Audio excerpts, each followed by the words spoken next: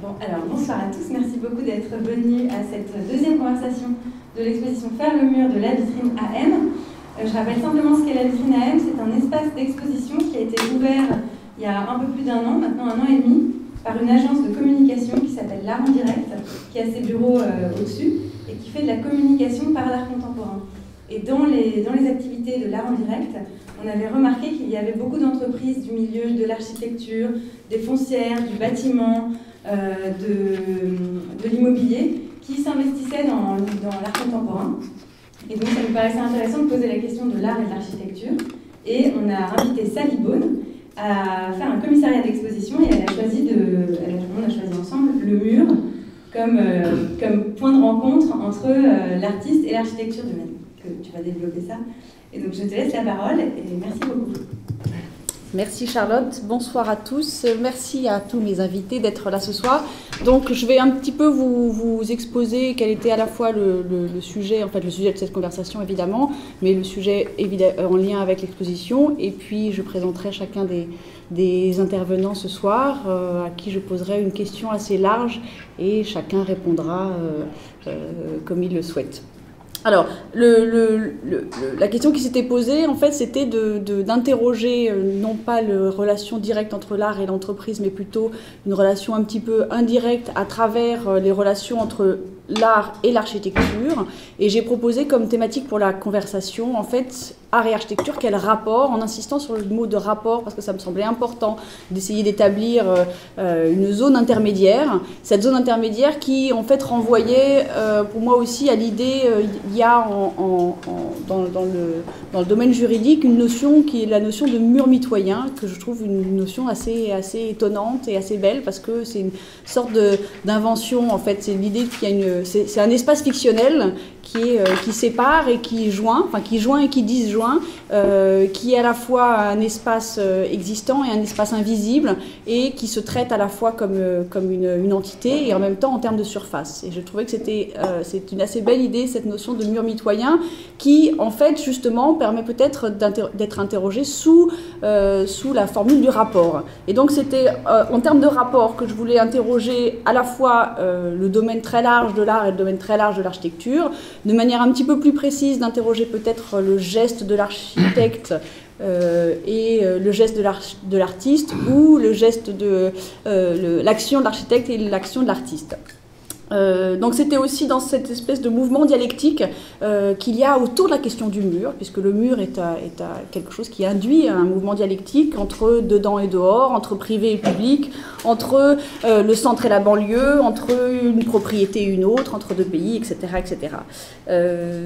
C'était aussi l'idée d'interroger ce qui apparaît comme une sorte de zone de lutte, ce sur quoi on expose, on pose, ce contre quoi on se cogne parfois, ce devant quoi on s'effondre, on s'exprime, on dessine, des murs végétaux, des murs en béton, des murs colorés, des murs en pierre, des murs graffités, dessinés, gravés, brûlés, troués, détruits, etc. etc.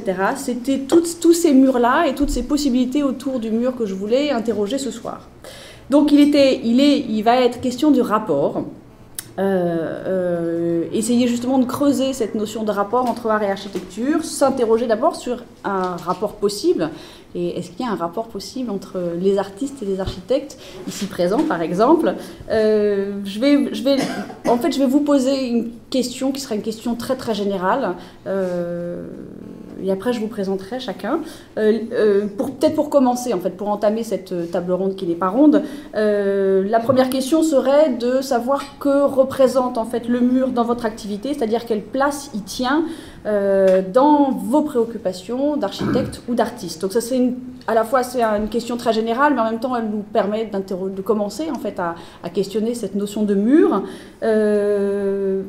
Et peut-être aussi éventuellement d'exposer quel type d'expérience d'expérience forte vous avez pu faire avec cette notion de mur.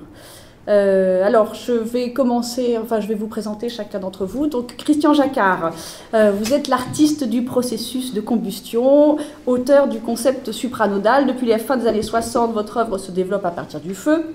noyau générateur d'énergie et de lumière, puis des nœuds et entrelacs de l'origine du temps. Votre œuvre s'organise donc autour de 2 axes, les nœuds et la combustion, en spécifiant vos recherches sur les traces, les empreintes, qu'elles soient dues à l'estampage, la combustion, le pliage, la calcination ou le tressage. Dans les 2 cas, vous utilisez une méthode bien définie, chacun de vos gestes et de vos actes est exercé avec rigueur, sans étourderie, sans désinvolture, conceptualisé et contrôlé. Vous intervenez sur de nombreux murs, des murs de musées, je pense au Macval, de chapelles, de lieux désaffectés et de friches. Bernard Desmoulins, vous êtes architecte, vous avez étudié avec Henri Siriani avant de travailler pour diverses agences à Paris et à New York. En 1984, vous êtes admis pour 2 ans comme pensionnaire à la Villa Médicis à Rome. Parmi vos références, de nombreux équipements, souvent à vocation culturelle, témoignent d'une écriture contemporaine dans des sites remarquables, Villa Médicis, Salle Pleyel, Musée Rodin, Palais du Louvre, Zona Rosa à Mexico, Port-Royal, Abbaye de Cluny, domaine du Château de Versailles. Votre activité se partage entre architecture, paysage et muséographie. Vous avez été lauréat du prix de l'Équerre d'Argent en 2009 pour le conservatoire Léo Delibes à Clichy et médaille d'argent de l'Académie d'architecture en 2000. L'ouvrage « Mais qui vous a promis un sommeil éternel » prolonge votre leçon inaugurale à l'école de Chaillot en 2011 et vous êtes également enseignant à l'ENSA Paris-Val-de-Seine et architecte Conseil de l'État. Jean-Luc Pérez, vous êtes diplômé à Paris-Belleville avec Henri Siriani, vous êtes architecte et urbaniste. Votre activité se développe avec les équipements publics, notamment enseignement, collège et lycée, et hospitalier, Centre des Grands Brûlés et Trauma Center de Marseille. Vous participez actuellement à la rénovation urbaine des quartiers nord de Marseille et livrez cette année un hôpital de pointe en Haute-Savoie. Créée à Marseille en 1992, votre agence, l'Atelier du Prado, a ouvert en 2006 une 2e agence à Paris, située dans le 10e arrondissement. Vous êtes membre de la Société française des architectes et animez cette année un séminaire à l'école d'architecture Paris-Belleville sur un grand équipement vertical. Gérard Tracandi, vous êtes artiste, vous vivez à Paris et à Marseille, vous développez depuis plusieurs années une œuvre puissante et singulière qui interroge les pratiques même de la peinture, de la photographie et de la sculpture. Votre œuvre penche vers l'abstraction pour figurer le réel, s'éloignant d'une représentation fidèle au profit d'une approche sensorielle.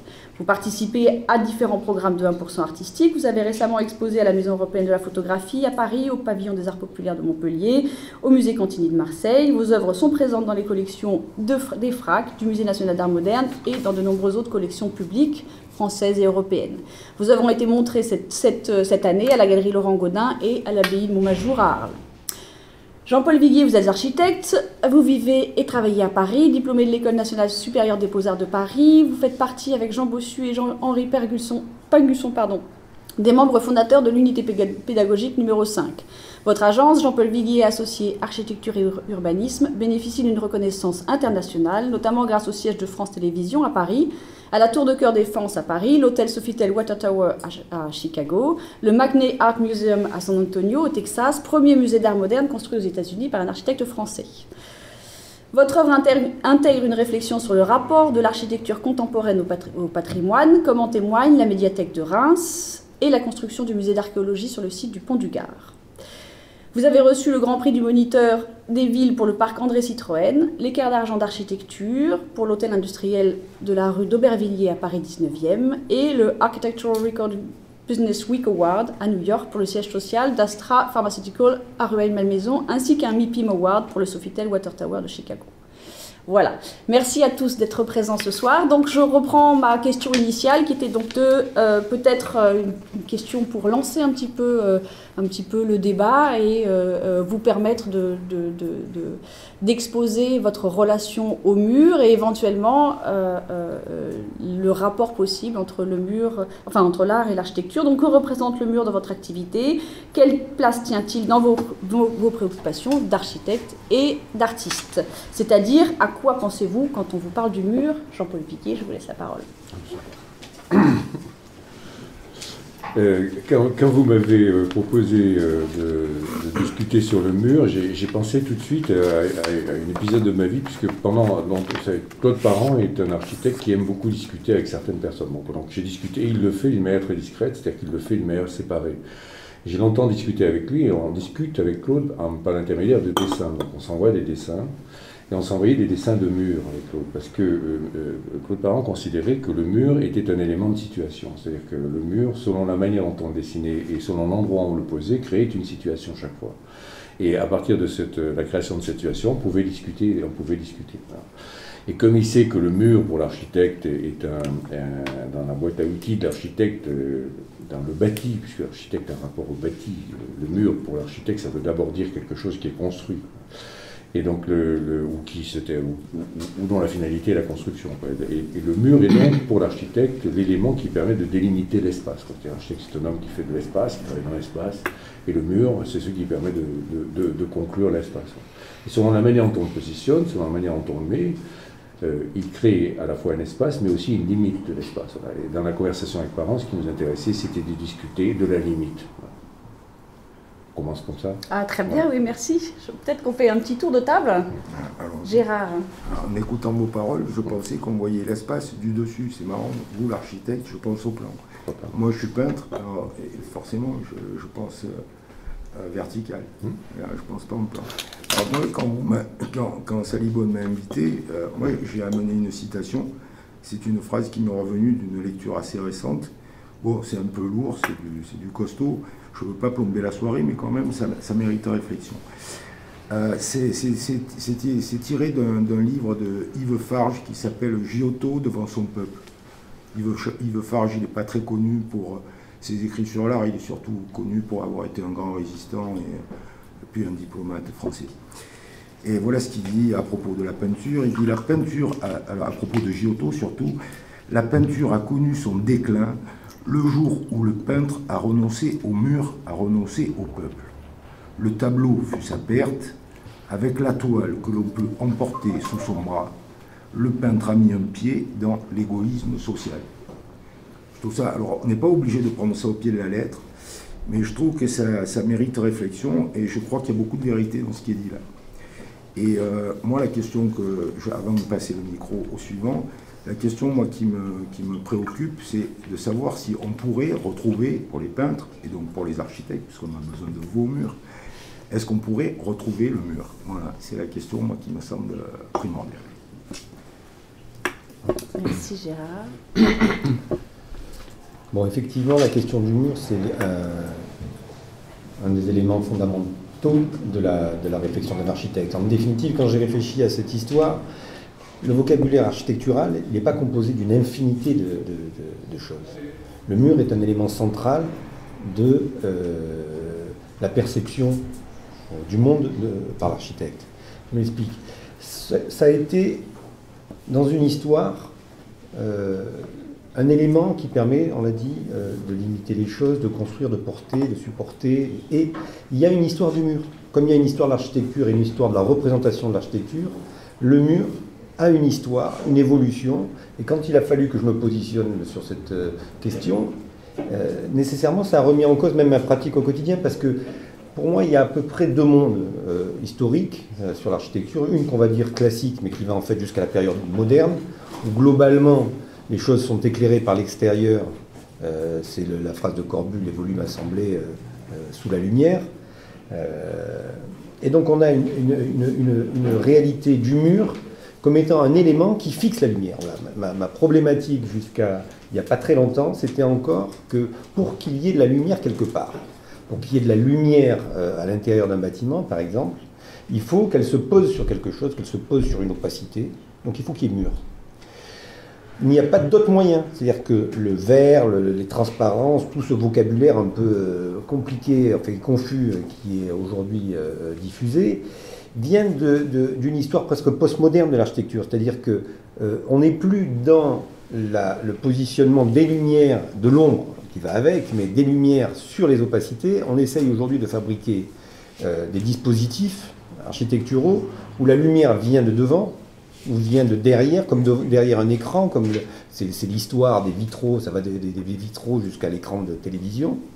Alors qu'on pourrait penser que l'architecture qui est, qu'on dirait classique, serait toute cette architecture qui va de l'érection, en gros sous le soleil de la Méditerranée, pour faire court, du mur sous la lumière. Voilà. Donc pour moi, le mur, c'est l'endroit où la lumière se pose. C'est le dispositif qui va venir fixer la lumière. Et après, il y a une évolution dans la dématérialisation du mur, une autre évolution qui se prépare. Je pense que l'histoire de l'art est en parallèle de ça. Gérard, si tu me dis qu'il faut fabriquer encore des murs, c'est pour mettre de la peinture, mais si c'est pour mettre de la vidéo, je pense que les choses évoluent. Et je pense qu'elles évoluent sur cette question de comment fixer de la lumière à l'intérieur d'un bâtiment. Voilà, c'est le premier truc que je voulais mettre en place. Je te répondrai après qu'on ait fait le tour. Je vais commencer de la même façon. Quand Sally m'a demandé de participer à cette discussion, je me demandais ce que j'allais bien pouvoir dire. Et j'avais oublié que j'étais en train justement de délivrer un bâtiment qui était un bâtiment mur. Et je me posais la question de savoir comment on peut habiter un mur, tout simplement. Et quelle était la dimension minimale, c'est-à-dire quelle était, alors on ne peut pas parler d'épaisseur, puisque quand on parle d'épaisseur, on a l'impression qu'on ne vit pas l'intérieur. Là, on va parler de largeur. Et je me suis posé la question, quelle est la dimension minimale qui permet un usage, quel que soit l'usage. Et il se trouve que ce petit bâtiment qui est le centre d'art contemporain de Montreuil, j'ai travaillé sur la dimension minimale. Ça doit être à peu près un bâtiment qui fait 2,50 m de large. Voilà. Et donc, qui est simplement une simèse, et donc à 7 mètres de hauteur et 2,50 m de large. Voilà. 2,50 m, 3 mètres peut-être. Donc, c'est une question d'usage, c'est-à-dire quelle est l'épaisseur minimale. Voilà. Un mur qu'on habite. Voilà. Et alors, ce qui m'intéressait dans ça, c'est que je me souviens à l'école, c'était le thème du mur est récurrent, bien sûr, parce que c'est l'outil premier pour un architecte. Et cette idée d'habiter le mur, c'est une vieille idée, c'est presque un exercice scolaire. Et ce qui m'intéressait, c'était 30 ans après l'école, de pouvoir faire un exercice scolaire pratiquement sur un vrai projet. Enfin, voilà. Donc, on en parlera. Ah oui, absolument. La largeur, voilà. 2,50 m. Voilà. Et alors, la question, c'est de savoir, puisqu'en fait, c'est une grande simèse, qui permet d'exposer de très très grands formats, c'est de dire, se pose la question du recul, se pose la question du mouvement, donc du regard, etc., de la lumière. Il y a toute une problématique comme ça. C'est un mur habité, voilà. Ça tombait bien. Ah oui. C'est Barney Newman qui aurait aimé ça. Pour moi, le mur, c'est d'abord une problématique de l'artiste peintre qui se pose une question par rapport au tableau de Chevalet qui, à un moment donné, désire quitter la toile, la dimension posée sur un chevalet, et qui désire s'émanciper d'une façon nomade. Et donc, depuis quelques années, je m'interrogeais sur la manière de migrer mon tableau, justement sur des murs, dans des friches industrielles ou dans des lieux destinés à la méditation. Et c'est comme ça que j'en suis arrivé à développer ce que j'appelle la problématique du tableau éphémère, sachant que mon outil de travail, c'est un gel thermique qui, quand il est apposé sur un support, le mur ou la paroi en l'occurrence, et qu'il est enflammé, dépose donc sa poussière de carbone et donc sa trace et forme un dessin. Et donc, du coup, la peinture de Chevalet devenait totalement déplacée et ça me donnait une très très grande liberté vis-à-vis de cette situation. Je ne fais pas le commentaire, vous avez les indications, les légendes sous les visuels. Donc ça, c'est la première remarque que je ferai. La deuxième remarque, c'est que c'est le rapport à la problématique de la frontalité vis-à-vis de la paroi. Donc, bien sûr, le mur, la paroi, c'est un peu la même chose. Mais c'est aussi un écran. Et donc, cette problématique de l'écran aussi nous renvoie à l'écran qui nous a environnés systématiquement dans notre société, à travers la vidéo, la télévision et naturellement les téléphones. Voilà, alors,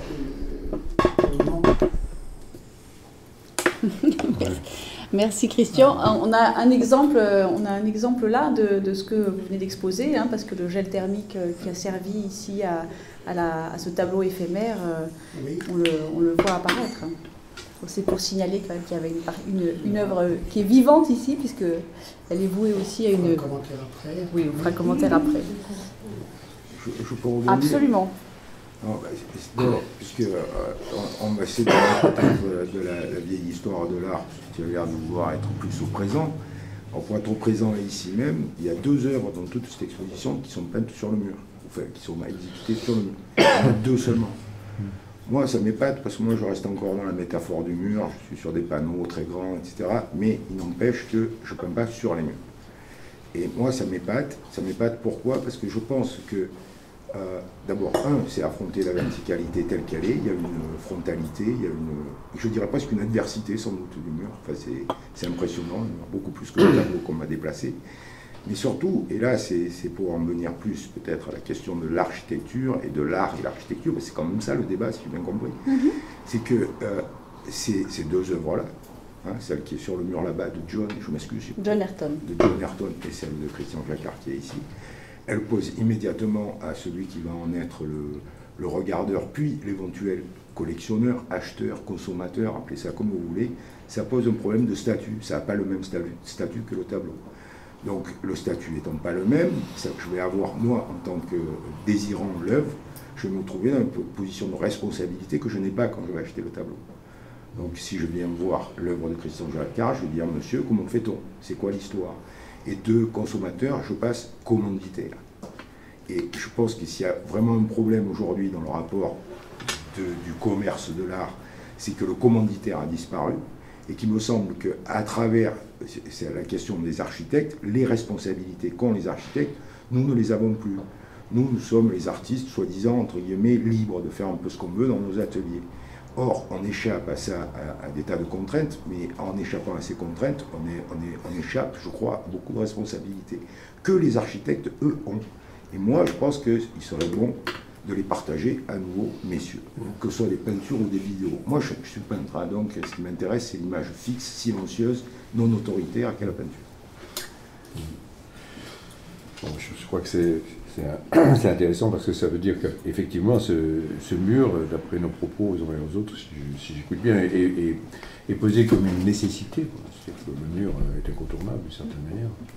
Non pas littéralement, mais était aussi une grande frustration. C'est-à-dire qu'à partir du moment où on a posé le mur, on cherche à le percer, le détruire, l'habiter, le rendre transparent, le déplacer, le contourner, passer par-dessus avec une échelle. C'est-à-dire qu'il y a toutes sortes le mur est une grande frustration. Et chacun regarde le mur après à sa façon, c'est-à-dire que, en fonction de ses obsessions. C'est-à-dire qu'il y a une obsession sur la lumière. Très bien, le mur est une façon d'intercepter la lumière, puisque la lumière ne se voit pas tant qu'elle n'est pas arrêtée par quelque chose, et le mur l'arrête. Donc la mur révèle la lumière, donc c'est une espèce de découverte par le mur.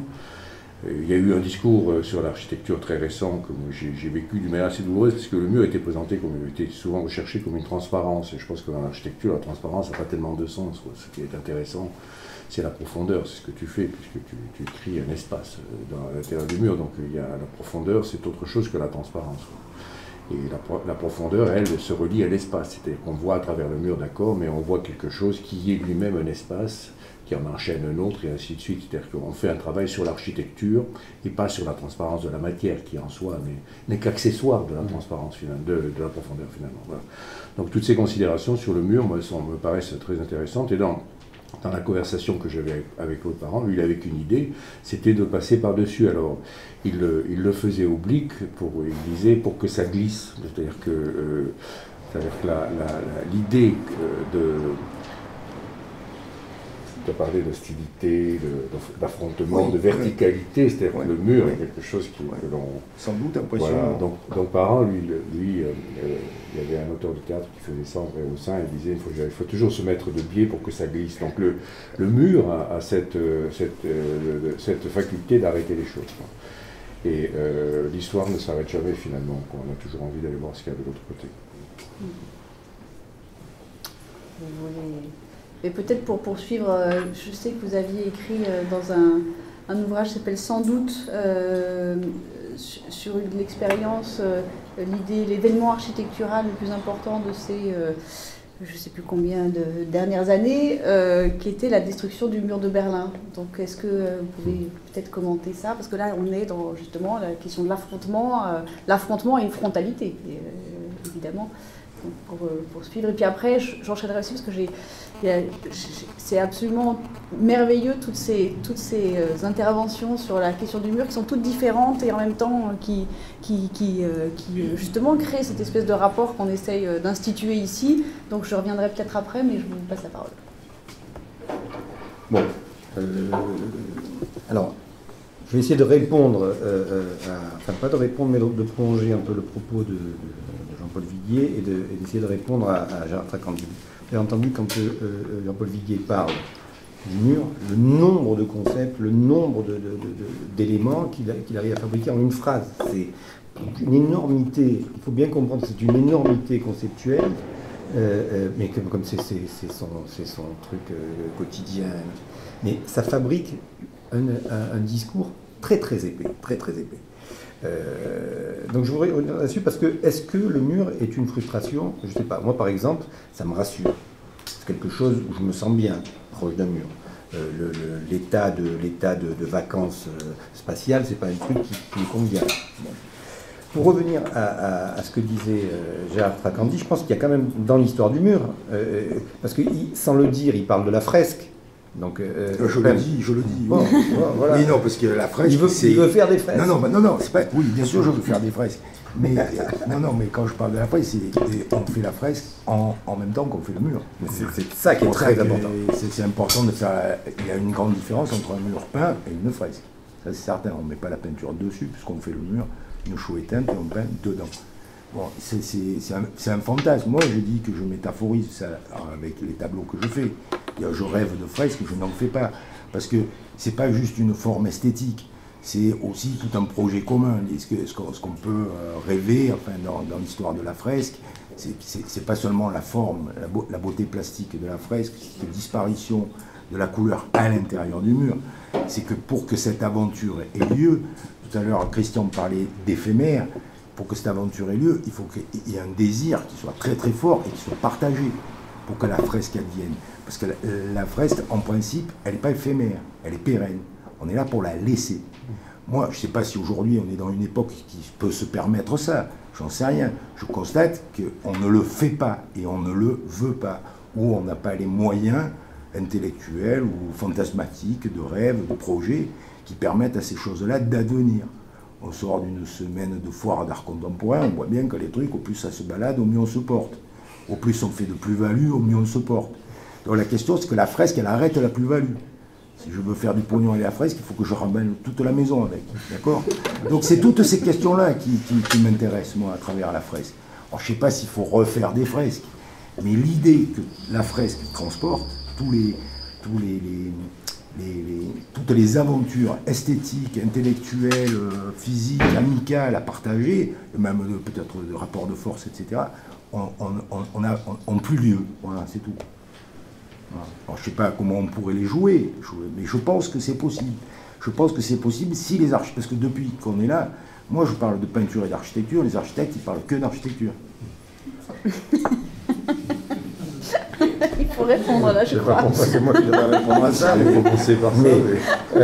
D'abord, deux choses sur architecte, artiste. C'est normal, on est plus nombreux. Non, mais peut-être que vous n'avez pas besoin de nous, hein, je peux l'accepter. C'est pas ça. C'est que la fresque, par exemple, quand tu en parles, c'est justement, tu soulignes, il faut que ça soit partagé, il faut qu'il y ait un projet sociétal derrière. Bon, nous, il n'y a rien sans projet sociétal, mais il n'y a pas même le début de commencement, il n'y a rien. Donc nous, tout est lourd. Le mur, c'est un truc, c'est simple, c'est lourd, mais nous, tout est lourd. Tout est long, tout est lourd. La fresque, ça ne nous impressionne pas parce que c'est notre temporalité et la gravité qui est sur nos épaules, c'est au moins ça. Donc, nous, il n'y a pas de projet qui n'est pas partagé. C'est impossible. Le réel, pour nous, c'est de partager avec des commanditaires, des usagers, des gens qui vont payer, des gens qui... Tout ça se fait. Bon. Après, cet événement-là qui met effectivement le peintre et l'architecte dans une espèce de communion, allez, ou en tout cas de sensation collaptique, ça existe en dehors de la fresque. Je veux dire, il y a des moments architecturaux très très forts où les artistes et les architectes sont en même temps sur le mur. Je pense par exemple, en repassant sur le truc de Corbu, le mouvement de Stihl, c'est exactement la mise en couleur des murs, c'est exactement un moment où ça se colle, la peinture et l'architecture, avec des gens qui sont à l'agence, que ce soit Van Desbourg, Van Esteren, ou même Rietveld, des gens intermédiaires entre le peintre et l'architecte. Mais le truc est pensé, l'espace est pensé avec le peintre et avec l'architecte en même temps. Bon. Le projet Lovette qu'ils font à Strasbourg, il disparaît parce qu'ils font sur des murs pas porteurs. Ça c'est l'erreur stratégique. Moi, j'aurais fait sur un mur porteur, un truc qui... Voilà. Donc, il y a dans la pérennité du support plusieurs choses. C'est-à-dire qu'aujourd'hui, on est dans une histoire où on ne veut pas que la question de la permanence, c'est pas un truc simple, parce que je pense qu'il y a une évolution sur ces questions-là. Bon, les progrès techniques masquent souvent aussi des idéologies dans nos pratiques, qui fait que, par exemple, la flexibilité, elle fait tous des mots, des trucs comme ça, c'est peut-être d'hésitation à l'échelle du temps et de la société, hein. C'est pas des caprices, on est dans une hésitation, on veut construire, mais je te rappelle que Paye, il a gagné le concours de la pyramide quasiment en disant ça sera vachement bien, vous la verrez pas. C'est quand même paradoxal. Pas le concours. C'est pas un concours. C'est pas le concours, la commande. Bon. Mais c'est des arguments aujourd'hui. La flexibilité, par exemple, c'est un truc, on vous dit, on va construire, mais on va peut-être rectifier très vite. Ça, c'est un truc qui fait que la permanence, c'est quoi? La permanence, c'est pas l'usage. La permanence, c'est en gros ce qu'on va en faire, ce qu'on va avoir besoin dans le temps qui vient. Mais le temps se rétrécit. Le temps de l'élu, en plus, nous, on est toujours confrontés avec le temps politique. Le temps politique dans tous les sens du terme. Et le mur, c'est le lieu de la politique. C'est-à-dire, c'est le lieu où on affiche aussi les affiches, les tracts, les trucs, les machins, les tags, les revendications, où on exécute et tout. Il y a des murs célèbres. Bon, quand la DAPA avait commandé ce livre sur les 100 architectes qui parlent de leur pratique, une des questions qu'il demandait, c'est quel est l'événement. L'événement à ce moment-là, c'était la destruction du mur de Berlin, mais pour un architecte et ça, je pense que politiquement, historiquement, il n'y a pas de débat là-dessus, mais que ça soit la destruction d'un mur qui frappe comme ça l'inconscient sur un nouveau monde qui allait advenir, bon, même si c'est autre chose qui est advenu, mais c'est quand même étonnant que aujourd'hui encore, là, on érige des murs à des endroits, enfin, ça reste quand même un élément symbolique fort, quoi. Quand Christian Jacquard il dit qu'il veut s'évader de ce système, il parle de nomades. Donc le problème, c'est les nomades. Et aujourd'hui, globalement, je me demande si toute la société n'est pas nomade, en ne voulant pas se fixer dans ces murs, justement. Non, mais on peut poser la question à Christian. Christian, comment ça se passe, cette histoire de nomadisme? C'est-à-dire, quand on a vu... On a vu tes œuvres dans la chapelle, il y a un protocole, tu peux aller là, tu n'es pas une dagger, quoi. D'accord. Non, voilà, il y a bien un protocole, c'est intéressant de savoir comment ça se passe, justement. Alors, je vais faire rapidement une petite rédaction de comment ça se passe. Donc, je recherche des lieux, et une fois que cette opportunité s'est réalisée, donc je trace avec mon outil que je décrivais tout à l'heure, dans les lieux, d'une façon tout à fait libre. Bien sûr, quelques esquisses au départ, mais j'ai un commanditaire. La plupart du temps, ce sont des institutions et qui découvrent que, entre guillemets, le tableau éphémère est quelque chose qui peut arranger leurs affaires parce que, comme c'est temporaire, c'est fait sur place, il n'y a pas de transport.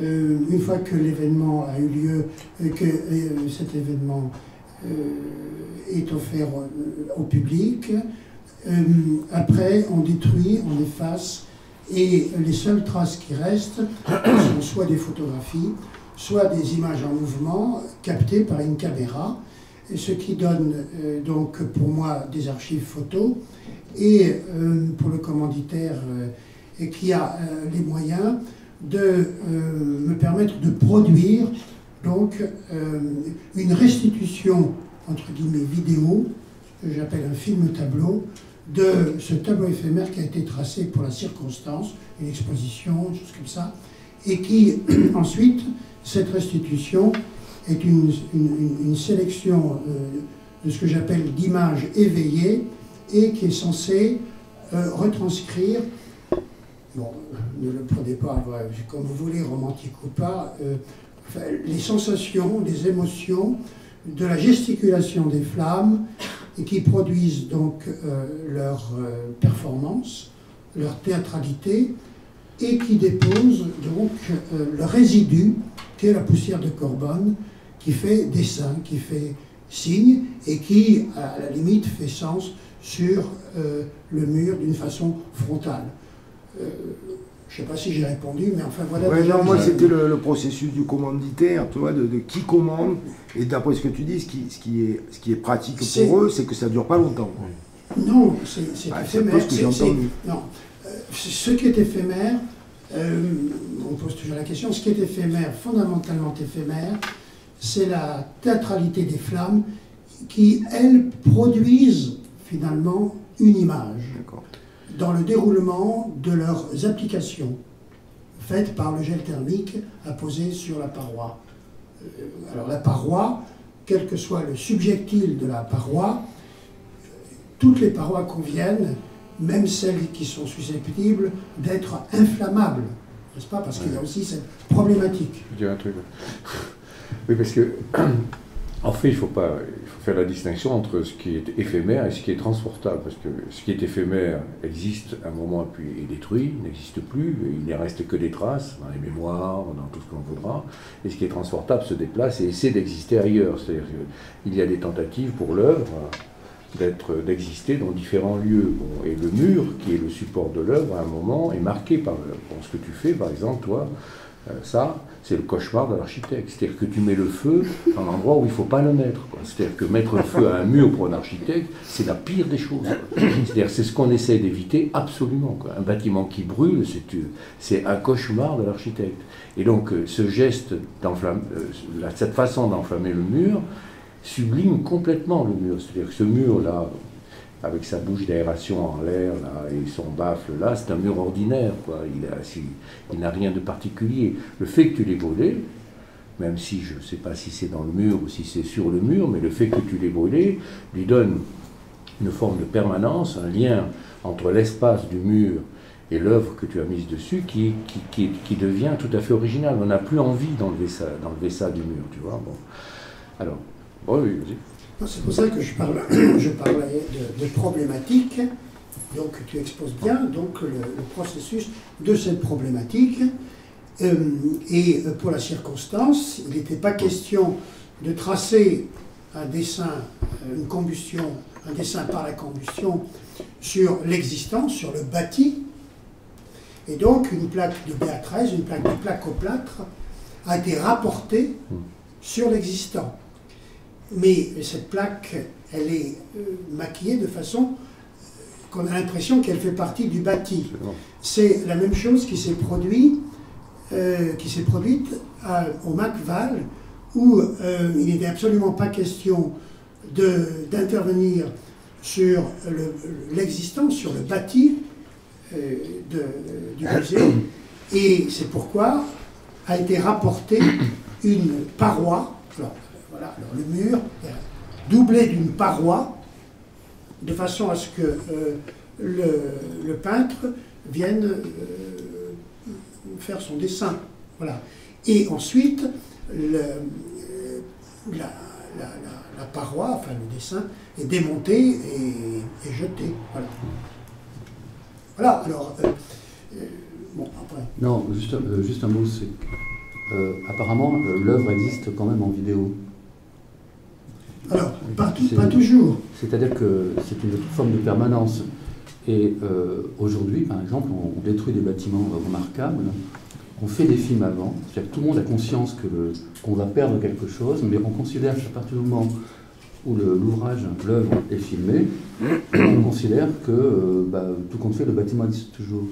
Et je me demande si votre travail, c'est pas un peu ça aussi, c'est-à-dire qu'à partir du moment où c'est filmé, parce qu'il y a quelque chose, enfin, pour un créateur, un concepteur, je trouve qu'il y a quelque chose d'héroïque à voir disparaître son œuvre et avoir conscience qu'elle n'est pas pérenne. Hein. Mais j'ai presque envie de dire, il y a un peu de triche aussi, c'est-à-dire qu'à partir du moment où elle est filmée, l'exploit n'est pas total. C'est-à-dire qu'il perdure quelque chose. C'est-à-dire qu'on imagine que cette œuvre, si quelqu'un l'a racontée, la façon dont vous en parlez merveilleusement bien, à la limite c'était la seule trace qui existe, les paroles. Mais il y a un film qui reste. Et donc l'exploit n'est pas total pour moi. Je pense que certaines architectures qui disparaissent, à partir du moment où les maîtres d'ouvrage disent bon, on va faire le film, bon, comme c'est le cas pour un bâtiment de Dreyfus on est en train de détruire un bâtiment magnifique, à Rueil-Malmaison, mais on dit mais c'est pas grave, on va faire un film, c'est que celui qui va le détruire finance ce film. Il considère en gros que si ça existe avec l'image, le bâtiment existe. Et là, j'ai l'impression qu'on est un peu dans ce même schéma. Oui, on peut l'aborder de cette façon-là. Moi, je dirais d'une façon peut-être un peu plus arrogante ou plus prétentieuse que c'est une façon aussi de sublimer l'existant qui a disparu. Je veux dire par là que même les traces vidéo ne restituent pas l'âme du bâtiment, de l'existant. Même les photos, là, on a vu quelques visuels. Le premier visuel, c'était la fonderie Sus qui a été démolie à Arcueil au début de cette année, où j'étais invité et j'étais commandité par les promoteurs pour réaliser un tableau éphémère qui a été enregistré, dont on a créé un film tableau, qui a été donc coproduit par moi et par les commanditaires. C'est une évocation qui se veut à la fois poétique et qui ne retrace pas véritablement l'âme du bâtiment et qui a été démoli. Parce que ce n'est pas un reportage, c'est une évocation très cavalière, très poétique, à travers donc toute la symbolique du feu, des flammes et de ses résidus, sachant que je suis dans une fonderie. Une fonderie, on pense bien que l'âme d'une fonderie, c'est quand même la flamme, c'est l'énergie, et c'est tout cet aspect des énergies perdues qui sont en quelque sorte transcendées par l'image restituée par la vidéo, en quelque sorte. Oui, il y a aussi peut-être la vidéo, d'ailleurs on la voit, en fait elle est dans l'exposition, hein. Là elle n'est pas projetée, mais elle est d'habitude dans l'exposition. C'est aussi que le passage à la vidéo fait disparaître le rapport au corps, et donc le rapport aussi du corps par rapport au mur, hein. Pour revenir un peu à notre question, on est quand même face, je pense notamment au très grand mur qui était au Macval, que vous aviez brûlé, et c'était absolument incroyable cet endroit-là, mais c'est une expérience physique aussi qu'on fait, donc c'est aussi ce qui disparaît dans l'image, c'est évidemment l'expérience physique du corps dans l'espace, et notamment confronté à la réalité du mur. Oui, mais j'ajouterais aussi, et c'est le cas après de la projection, de la restitution, de cette soi-disant restitution du tableau de la combustion sur un écran. C'est pour ça que je parlais d'écran, et on peut envisager aussi que le mur, c'est quelque chose qui fait écran, c'est pas ? À tel point qu'il y a les écrans, bien sûr, il y a les écrans de fumée, mais au bord des autoroutes, il y a des murs anti-bruit, hein, tout ce qui est de même de l'interdit dans le mur. Voilà. Et je pense que, pour revenir vers Jean-Paul, si le mur est aussi appréhendé comme une forme d'interdit, je me dis que le brûler, c'est une forme de sublimation mentale. C'est faire le mur. Hein, c'est se faire le mur. C'est se faire le mur. Exactement. Enfin, moi, je note qu'on a commencé par parler d'opacité, de verticalité, et on finit par parler cinéma, quoi. Ouais. C'est un peu ça l'histoire. Vous voyez à quel point on en est de... Non, mais c'est vrai. Moi, je vous en sors une deuxième de citation que j'aime bien. Je ne sais pas qui a dit ça, mais ça m'a beaucoup plu. J'ai lu ça un jour. L'art mérite pèlerinage. En gros, l'idée, c'est que si la fresque est là-bas, il faut que j'y aille. Elle ne viendra pas à moi. Et là, on est en train de partir. Le travail de Christian, c'est d'affronter le mur, mais ça finit comme un film qui va venir à moi. Et on est quand même dans une histoire un peu paradoxale, quoi. Si on veut s'affronter à un événement extrêmement physique, on finit par en avoir plus que le succès d'année, quoi, en fait. Enfin, moi, j'appelle ça le succès d'année. On peut dire que c'est un beau film, après. Mais on échappe à la véritable question. Mais peut-être que la question, c'est le mur, c'est pas possible de jouer des... Parce que, en gros, pour revenir à la question de la peinture sur un mur, c'est du décor. D'accord, Giotto, c'était du décor, ça a toujours été du décor. On appelait ça du décor. Bon, après, encore faudrait-il savoir ce qu'est le décoratif. Moi, j'ai un point de vue là-dessus. Moi, je pense que le décoratif, c'est un espace qui se trouve entre le spectateur et le bâtiment. C'est un espace intermédiaire. C'est un passage d'une échelle à une autre. C'est le passage de dehors à dedans ou de dedans à dehors. C'est là que ça se joue. C'est ça la façade. Enfin, vous voulez. Il y a les architectes façadiers, d'autres qui ne le sont pas, etc. Je ne connais pas bien vos débats là-dedans. Mais en gros, je peux imaginer ce que c'est le travail du décor. Ce que fait Christian, par exemple. On est dans une histoire de décor. Bon, on peut s'entendre sur le décor, sur ce qu'il signifie. Alors, il faudrait s'entendre là-dessus déjà. Mais à partir du moment où il y a le mur, le décor pourrait avoir lieu. Pourquoi il n'a pas lieu? C'est ça. Je reviens là-dessus, je suis un peu têtu là-dessus, mais c'est quand même ça, moi, qui me semble être la question. Je sais qu'il y a des exemples, tu m'as cité 2 styles, mais des exemples, je peux t'en citer 50 d'exemples. Mais ça reste toujours des épiphénomènes, des exemples, il y en a plein. Voilà, la chapelle de Vence de Matisse, c'est pour moi un des grands modèles du XXe siècle. Question mur. On a à la fois le vitrail, on a le mur, on a la céramique sur le mur, le dessin, la couleur, l'architecture, le toit, les tuiles vernissées, etc.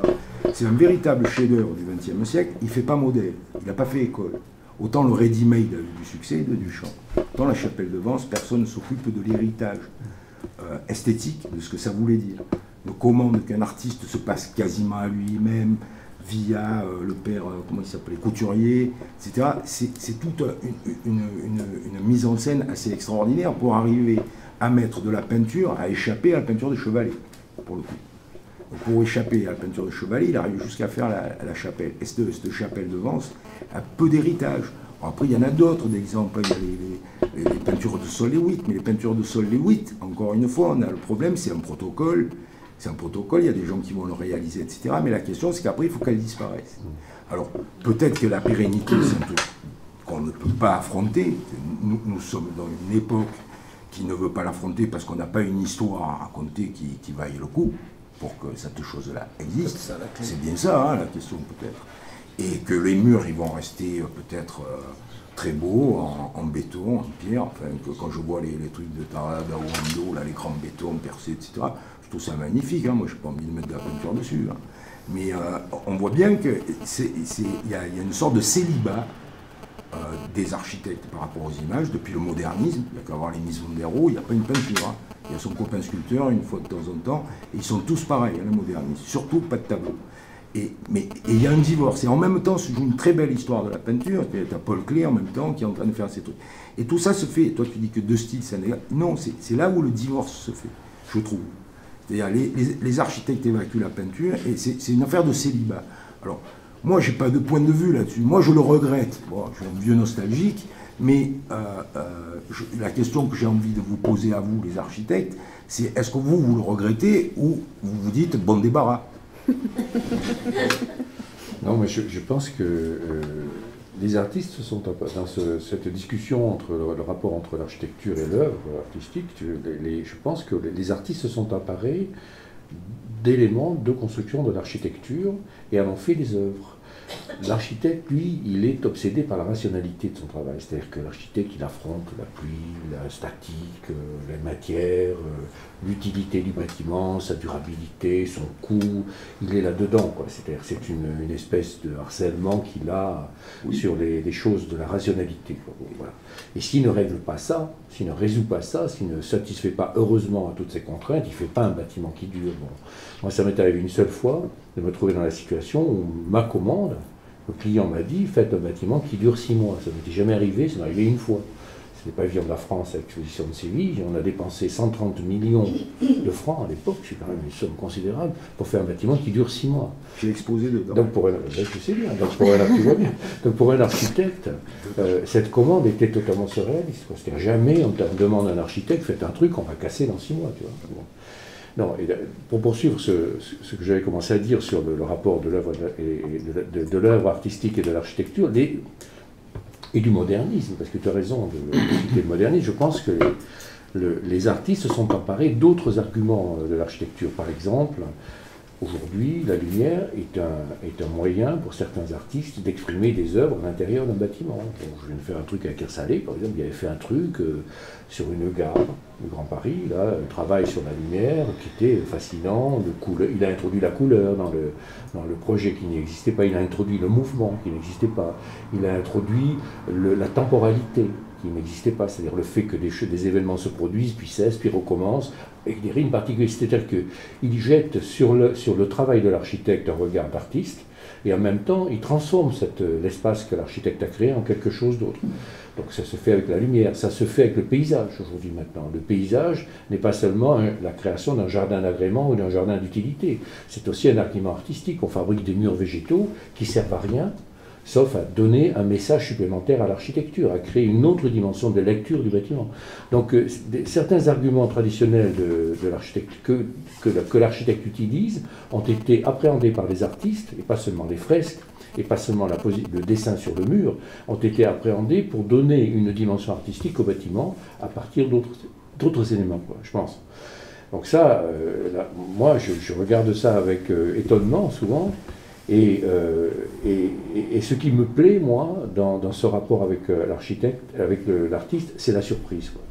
C'est-à-dire qu'on travaille dans un univers rationnel, nous, la surprise est rare dans l'architecture, on a un art de la prévision, quoi. On essaie de savoir où l'on va et jusqu'où on peut aller trop loin, quoi. Et puis on a toujours cette question de la limite, et l'artiste, lui, il n'est pas dans ce monde-là, quoi. Donc il crée un univers pour l'architecte qui est un univers de surprise, qui est absolument fascinant pour moi, quoi, tu vois. Ouais, moi, je te suis, mais je pense que quelqu'un comme Kersalé, lui aussi, il a ses contraintes. Hein. Bien sûr. Et ce que je voudrais, juste pour être très précis, ce qui est désirable chez vous, les architectes, c'est justement que vous affrontez ces contraintes-là. Enfin, moi, ça me semble désirable. C'est-à-dire le contexte contraignant qui est le vôtre. Tout à l'heure, Jean-Luc disait, mais nous, tu comprends, nous, c'est pas pareil. On est dans le réel, c'est plus dur, c'est plus lourd, etc. Mais c'est justement ça que je trouve attirant, de remettre, alors je vous dis les exemples, Kersalé, etc. C'est vrai, je sais très bien que l'éclairage, non mais c'est vrai que l'éclairage a un grand succès de ce côté-là, la lumière, pardon, et Kersalé est le maître dans le genre. Mais ce dont il faut que vous ayez conscience, je suis en train de les draguer depuis 1 heure, non mais ce dont il faut que vous ayez conscience, c'est que c'est justement parce que vous êtes dans ce réel-là, qu'il soit politique, social, fonctionnel, etc., que peut-être qu'il y a une chance pour que la production d'œuvres en 2 dimensions, je continue à être têtu avec la peinture, retrouve une place autre que celle de la circulation du marché. Voilà. C'est tout. Après, je vais radoter, je l'ai déjà dit, mais voilà, c'est dit autrement, mais il fallait que ce soit dit clairement. Bon, les questions de drague, je pense que c'est vraiment un point sur lequel on peut trouver entre les architectes et les artistes, en tout cas de la manière dont tu l'as présenté Gérard Tracandi, quelque chose de commun, c'est une espèce de politique. Une espèce de politique de nos activités qui pourrait se mettre en rapport avec la question du corps. Voilà, je pense qu'il s'est passé quelque chose sur la perception du corps, sur le devenir du corps. Est-ce qu'aujourd'hui, l'architecture, c'est encore une histoire de corps dans l'espace? Est-ce que l'art, aujourd'hui, ne met pas le corps dans un service, j'allais dire, différent de ce qu'il a été, qui fait qu'aujourd'hui, c'est moins pertinent peut-être. Parce que je ne pense pas qu'il y ait de divorce. Par exemple, le modernisme, pour moi, ça reste quand même le pape, c'est Corbu. Corbu, il est peintre. Il a toujours voulu être d'abord peintre, et après architecte. Le destin l'a mis un peu dans une articulation différente, mais je sais pas, si tu vas à la maison Planex, elle est faite pour accrocher des tableaux et les changer toutes les semaines. Toute l'architecture permet à faire une exposition par semaine, ce qui est vraiment une machine à montrer des tableaux. Il n'y a même pas de l'art, des tableaux. Son meilleur copain, c'est un sculpteur. Ils ont un journal ensemble. Pour eux, il n'y a pas de dissension. Dans la modernité, il n'y a pas de divorce entre l'art et l'architecture. Alors, que l'architecture a eu, avec l'abstraction, une espèce d'intensité, un temps qui a mis la question de la figuration dans une temporalité différente. Il s'est passé ça, parce que le modernisme auquel tu fais référence, notamment Mies van der Rohe, c'est la très très grande abstraction. La très très grande abstraction, oui, permet un certain type de sculpture, mais pas de décor en tout cas. Bon, de l'os à maintenant, il y a des gens qui sont dans cette histoire. Aujourd'hui, c'est l'abstraction qui est en crise, bizarrement. Il y a un retour dans l'architecture de la figuration, d'une sorte de réembellissement des choses, mais qui est un truc d'histoire. C'est-à-dire que c'est le projet un peu pathétique et pas du tout proustien des façades, ou Victor Hugo, des façades qui raconteraient une histoire. Bon, parce que je pense que les histoires qui sont racontées par les hérésies inductables, c'est un truc un peu maigrichon comme histoire. Bon. Je ne pense pas qu'il y ait de divorce. Je pense quand même que les artistes aussi ont tracé une route où ils n'avaient pas besoin de se coller. C'est ce que dit Christian, c'est ce que vit Christian Lacan. Ils n'avaient pas besoin de se coller sur les murs. On est dans un espace extrêmement archaïque ici. Enfin, je veux dire, une galerie, c'est quand même un truc. C'est essayer d'avoir le plus de murs possible à Paris. C'est ça, d'avoir une galerie. Bon, un peu éclairée. Alors, moi, par contre, je préfère qu'on dise que Kersalé il fasse l'éclairage et que Jean-Paul Viguier fasse la lumière. Hein, parce que moi, je pense que c'est plutôt comme ça que les choses se passent. Mais l'éclairage, c'est un vrai truc, parce que l'éclairage, on est dans le cinéma. Évidemment qu'on se ramène à ça. Aujourd'hui, ce qui est bankable, c'est de fabriquer de l'image, et de l'image vidéo, enfin, quelque chose qui passe à la télé. Voilà. Donc la lumière, l'éclairage, le corps, tout ça, c'est un truc qui cherche un devenir, mais qui s'écrit. Je pense que c'est ce truc-là qui est politique. C'est qu'est-ce qu'on fera de nos corps, comment dans la vie les choses vont se croiser, comment le long des murs, il y a un problème. On parle de murs mitoyens en début de discussion, bon, ce qui est un truc de droit. Nous, on est dans le droit, parce qu'à chaque fois que Jean-Paul dit qu'il a un souci, c'est un souci lourd avec l'avocat au bout, tout machin, c'est un vrai souci. Hein. Bon. Des soucis difficiles, quoi. Il y a des architectes en prison, il faut savoir ça. Bon. Les frottements du corps dans la ville, le mur mitoyen, c'est une situation du droit, mais le dernier mur, l'ultime mur dont tu parles, toi, c'est le seul truc qui ne nous appartient pas. Parce que même si tu as le plus d'imagination possible, il faudra bien que tu demandes au maire s'il est d'accord pour le mur extérieur de ton ouvrage. Lui, il te donne l'autorisation ou pas. Donc c'est une situation extrêmement paradoxale pour le coup. C'est que le magistrat de la ville, c'est lui qui va dire oui, là je suis d'accord, là je suis pas d'accord, là le mur en acier Corten, faut que non. Voilà, et tu recommences. Donc celui dont tu parles, celui qui t'intéresse le plus de murs, c'est celui qui ne nous appartient pas. Tu es d'accord avec ça? Je voudrais juste dire, en ce qu'a dit Jean-Paul, on m'a demandé de construire un bâtiment qui dure 6 mois. Moi je trouve que c'est vraiment mon rêve, ça. Parce qu'il n'y a rien de pire que de voir vieillir ces bâtiments. Et c'est une chance en fait. Alors il y a un deuxième étape possible où là on va rejoindre le mur, c'est la ruine. C'est-à-dire que quand tout à coup l'architecture se résume à des murs, sachant qu'il n'y a plus que ça qui tient, quoi. La fenêtre a disparu, tous les décors, il n'y a plus rien, il n'y a plus que des murs.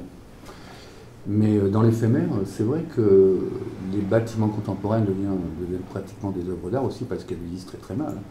C'est-à-dire qu'on passe devant une rue qui a 20 ans, on a l'impression que c'est une autre époque. Voilà. Bien d'accord. Et donc le rêve, c'est de faire des bâtiments qui durent 6 mois. On n'a pas le temps de les voir vieillir. On a la photo, on a l'image, et tout à coup on a un monde idéal sur un écran ou sur un livre, la réalité. Avec Kleenex. Mais oui. Et j'aime bien ce que tu dis quand tu dis on est dans l'éphémère, peut-être aussi parce qu'on a notre histoire, ce qu'on a raconté n'est pas très intéressant. Et je crois que c'est un peu vrai. Oui, il y a une sorte d'incongruité dans l'éphémère de l'architecture. Ce bâtiment éphémère du pavillon de la France, qui devait durer 6 mois, il a été conçu pour durer 6 mois. Il a été vu pendant 6 mois. Mais aujourd'hui, nous sommes 20 ans plus tard, et ce bâtiment, il est toujours là. Mais qui le sait? Moi. D'accord. Donc c'est une grande douleur, si tu veux, d'avoir fait une chose qui devait être détruite, qui ne l'a pas été. Parce qu'on ne détruit pas l'architecture. C'est difficile de détruire l'architecture pour quelqu'un. Donc ce bâtiment, il n'a pas été détruit. Il est en train de rouiller sur le bord du Guadalquivir, là-bas au fin fond de l'Espagne. Tout le monde se demande depuis 20 ans qu'est-ce qu'on pourrait bien en faire. On lui cherche un usage depuis 20 ans qu'on ne lui trouve pas. Et donc il devient une œuvre en soi, c'est-à-dire que c'est une espèce de ruine en recherche de devenir, si tu veux. C'est-à-dire qu'il a quitté le champ de l'architecture, c'est-à-dire de l'usage et de l'utilité, pour devenir une espèce de chose comme ça. Et il existe dans l'esprit du public, de par les images un peu rutilantes qu'ils en ont gardées de l'exposition. Mais personne ne va le voir dans l'état où il est. Certains ont essayé de l'abîmer. Il y a un ascenseur derrière qui était très beau, il ne marchait plus d'ailleurs. C'est l'ascenseur dans lequel Mitterrand a été coincé quand il a voulu monter sur la terrasse d'en haut, parce qu'il faisait trop chaud. Cet ascenseur qui était très beau, qui est fait de pylônes, il a été détruit pour être remplacé par un mur en parpaing. Et devant l'horreur du truc, les gens se sont arrêtés, ils ont commencé à construire le mur en parpaing, ils ne l'ont pas terminé, ils n'en ont fait que la moitié. Et donc ce bâtiment est une vraie question, mais il n'existe pour personne. C'est-à-dire que... Voilà, moi je sais qu'il existe. Et quand j'y pense, c'est une vraie douleur pour moi. Je ne savais pas qu'il existait. Voilà, je le trouvais très très beau. C'est vrai que je ne savais pas qu'il existait. Il n'a pas été démoli. Ouais. Alors, je ne sais pas où on en est dans le temps, je crois qu'on arrive à la fin, mais finir sur les ruines, c'est plutôt pas mal. Finir sur la ruine, c'est plutôt pas mal, oui. Je voulais juste qu'il nous reste quand même encore quelques minutes, peut-être, parce que tout ça mériterait qu'on y passe encore des heures et des heures, parce que c'est absolument passionnant, mais juste, en fait, aussi donner comme point de départ en fait l'idée que j'avais eue et puis c'était un peu pour rejoindre ce que disait Gérard Tracandi, le point de départ de l'idée de l'exposition, c'était de se dire voilà, il y a plein de possibilités aujourd'hui dans le champ de l'art, de multiplicité de moyens, de médiums, de zones d'occupation, on va dire, des différentes formes artistiques, et au fond, on continue à occuper des murs.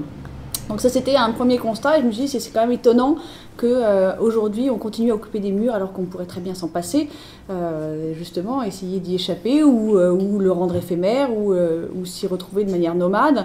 Et puis, pour poursuivre dans cette idée-là, il y avait aussi ce que Jean-Luc Pérez a exposé, cette idée qu'on est effectivement dans une galerie et on est au fait dans une boîte parce qu'à la fois, il n'y a quasiment pas de mur. C'est aussi une des choses particulières de cet endroit, c'est que en fait, les murs qui ont été peints par Christian Jacquard et par John Ayrton ont été rajoutés parce qu'en fait, il n'y a pas de mur ici.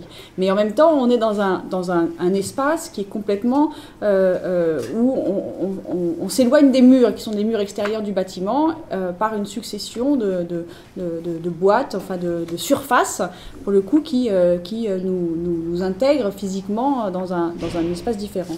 Et je voulais revenir un petit peu à cette idée de la zone intermédiaire, en fait, où le bâtiment que vous avez montré était un bâtiment où tout d'un coup on rentre en fait à l'intérieur d'un mur. Et il me semblait que c'était aussi cette question qui avait été exposée avec l'idée du mur mitoyen, c'est qu'est-ce qu'il y a dans le mur, en fait, à l'intérieur, comment on s'y trouve. Et au fond, c'était une des questions que je voulais vous poser à tous, mais je ne sais pas si on aura le temps, mais en fait, la question qui se posait aussi pour moi, c'était de savoir si, en quels termes, en fait, le mur se posait pour vous. C'était un petit peu la première question de départ, mais j'avais une série de termes. C'était, est-ce que c'est, par exemple, en termes de structure, en termes de frontalité, en termes de texture, parce que le terme n'a pas été utilisé, mais en fait, c'est quand même aussi beaucoup de texture des murs, et notamment en architecture. On travaille quand même pas mal sur des textures. Hein, donc, structure, frontalité, texture, oblitération aussi, évidemment, espace d'inscription et d'exposition. Et en fait, je vais vous repasser le micro à chacun d'entre vous si vous voulez rajouter quelque chose, mais pour revenir à l'origine même de ce projet d'exposition et d'interrogation sur le rapport entre l'art et l'architecture à travers la question du mur, j'étais partie en fait d'une phrase que j'ai trouvée d'un philosophe qui s'appelle Patrice Loro, et qui s'interrogeait sur... C'était un texte qu'il avait écrit sur la question de voir ensemble. Je ne vais pas vous refaire l'histoire du texte, mais il y avait cette phrase qui m'avait vraiment marquée parce que je la trouvais très très parlante, et qui était dans, je le cite, donc dans l'invention de la posture philosophique, la membrane est fine qui sépare la protection de l'exposition. Et il me semblait justement que cette membrane, aussi fine soit-elle, qu'elle ait de l'épaisseur ou pas, enfin, qu'on puisse la pénétrer ou au contraire pas du tout, c'est un mur en fait. Voilà, donc je vous repasse la parole et puis je pense qu'après malheureusement on va devoir s'arrêter. Je ne sais pas qui. Christian. Bien, j'ai parlé tout à l'heure, j'ai prononcé le terme de subjectile. Donc le subjectile, c'est quand même une forme de texture extrêmement intéressante et très très très variée. Et personnellement, la texture, quelque chose qui m'interpelle, parce que je reviendrai de nouveau. Non, je ne vais pas parler de cinéma. Tu es libre de parler de cinéma. Mais, tu aimes les écrans. Il se trouve que l'énergie de la flamme travaille, œuvre le subjectile suivant ses caprices, et je trouve ça extrêmement intéressant de constater la manière dont cette énergie développe son dessin, son projet, à la fois son projet et son dessin. Voilà. Donc ça c'est pour la texture. En ce qui concerne la frontalité, je suis toujours fasciné quand je vois les murs d'une grotte préhistorique, le frontal, la façon dont nos ancêtres ont su exploiter les rugosités, donc c'est encore de la texture, du support, et la manière dont ils ont su en jouer. C'est mieux que la ruine, là. C'est encore mieux. Moi, les matières m'intéressent beaucoup. C'est-à-dire que c'est pas forcément le mur lui-même, mais c'est les matières qui vont le recouvrir. Et dans tout exemple que je montrais tout à l'heure, on est dans un quartier assez difficile de Montreuil. C'est-à-dire que là où en général les bâtiments sont agressés, c'est-à-dire par les taggeurs, alors là je ne porte pas de jugement sur savoir si c'est un travail artistique intéressant ou pas, je dis simplement que nous maintenant on doit tenir compte de ça. C'est-à-dire quand on parle de mur, on parle effectivement a priori on parle d'opacité, quelque chose de fermé, et on expose un mur, et là c'est clair que quand on offre un mur de 7 mètres par 25 mètres de long, c'est une simèse idéale. Et c'est une simèse idéale, en plus on donne une matière qui financièrement est importante, enfin, c'est un gros budget, cette matière métallique, cortène. Mais on offre ça à la ville, et la question que je me pose, c'est de savoir est-ce qu'on va oser l'agresser ou pas. Sachant que, je voudrais simplement dire une chose aussi sur le mur, c'est que depuis à peu près, depuis le mouvement moderne, l'histoire de l'architecture, elle se porte pratiquement sur la fenêtre. C'est la disparition de la fenêtre. C'est-à-dire que il y a une sorte de... Je crois que les architectes ne savent plus dessiner des fenêtres. Alors, il y a, par exemple, même quand il n'y a plus de mur, on appelle ça un mur rideau. C'est-à-dire parce que, voilà, cette sorte de légèreté. Mais j'ai remarqué que plus personne ne sait dessiner une fenêtre. Donc on est soit dans la totale opacité, soit dans la totale transparence. On passe de l'un à l'autre comme ça, en fonction des époques, et la fenêtre est absente de tout ça. Elle a disparu. Ouais. Je suis assez d'accord. Pour reprendre l'expression de Gérard Tracandi sur une architecture qui serait une architecture non autoritaire, qui est quand même, disons, ma préoccupation majeure. Je pense que c'est un projet inachevé. Alors là, pour le coup, et la question de la fenêtre, c'est la question du cadrage. C'est que il y a des grandes fenêtres, des petites fenêtres, des cadrages qu'on appelle littéral, on voit le truc comme ça, ou des petits cadrages qu'on appelle phénoménologiques. Les enfants, ils aiment les petits trucs, comme ça, dès qu'on fait un petit trou dans un mur, tac, ils regardent voir et tout, les adultes, ça leur plaît pas. Bon, il y a une fenêtre, c'est un trou dans un mur, c'est un cadrage sur quelque chose qu'on voit, quelque chose qu'on veut montrer, c'est voir, être vu, c'est encore un truc, j'allais dire, politique. J'ai peur qu'aujourd'hui, ça soit plutôt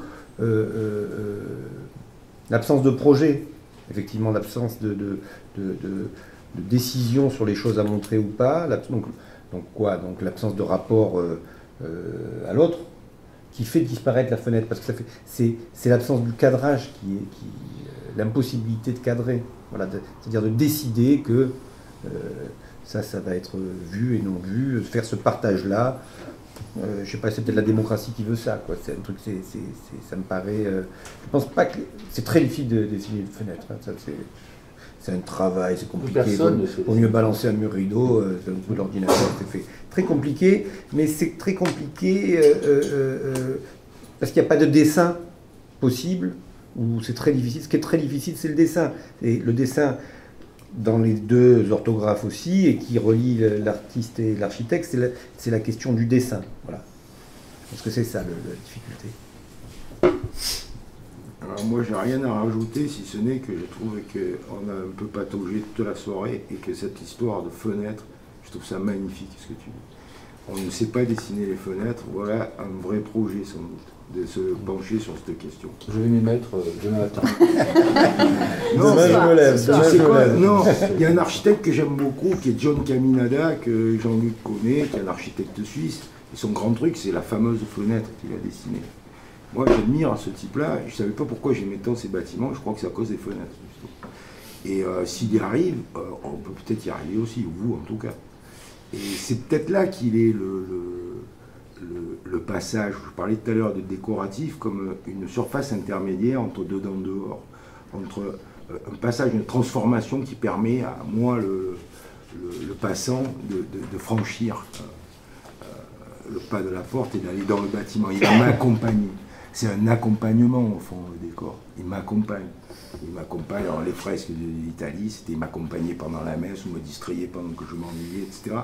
Mais là, j'ai besoin de ça. Peut-être que c'est très beau ce que tu dis, parce que c'est peut-être la fenêtre, l'histoire. C'est-à-dire comment on va regarder à travers le mur. Parce que depuis le début, on tourne autour de on ne sait pas trop quoi. Et là, enfin, j'ai l'impression d'avoir une réponse d'ordre pas qu'architectural, c'est-à-dire d'ordre esthétique, en fait, plus qu'architectural. Comment dessiner la fenêtre? Ça me semble être aussi de l'ordre du décor, peut-être. Peut-être que c'est comme ça qu'il faut l'envisager.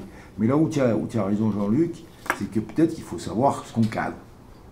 Bah, on n'a quand même pas peur de ça aussi, quoi. Au revoir. Oui.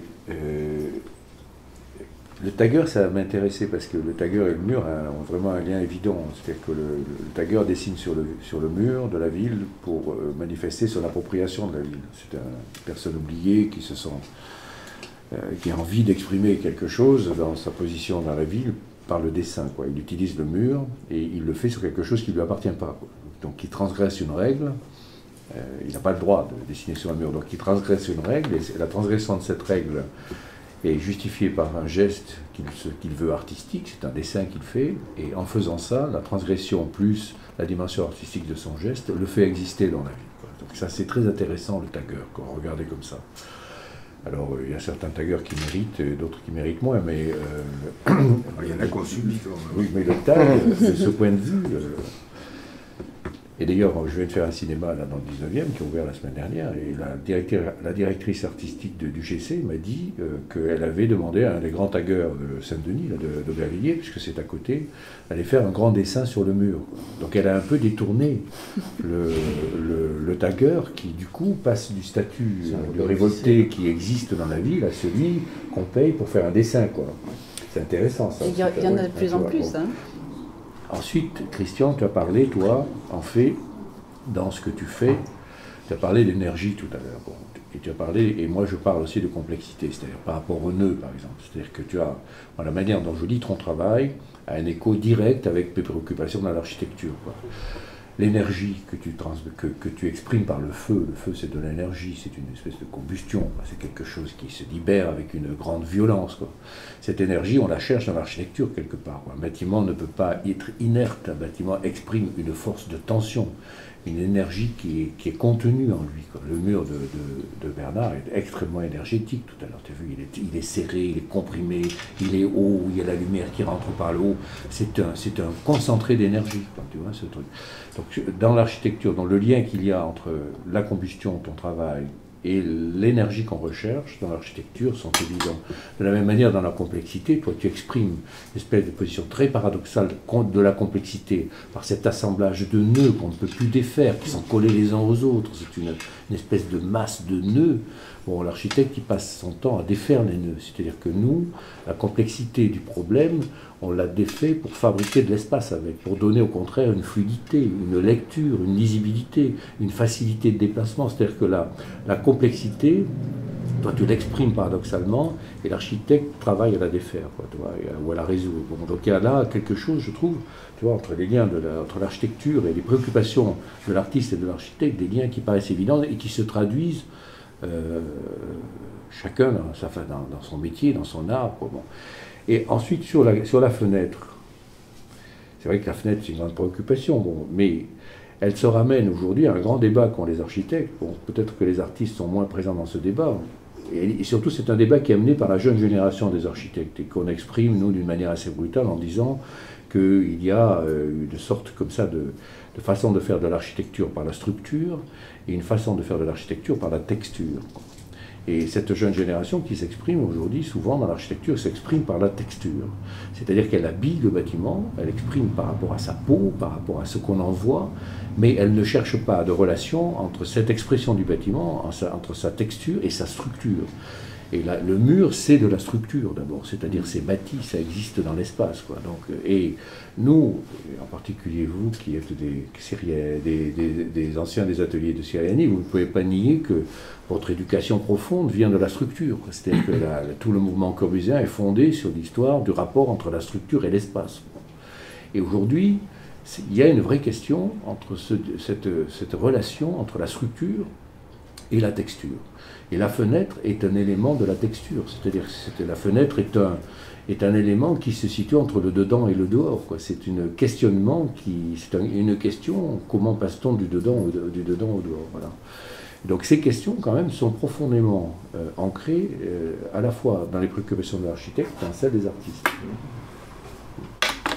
Merci, j'ai peur qu'on n'ait plus beaucoup de temps et il y a peut-être 5 minutes encore pour les questions. Oui, oui. Hein, alors si vous avez des questions dans l'assemblée, il y avait une première question là-bas.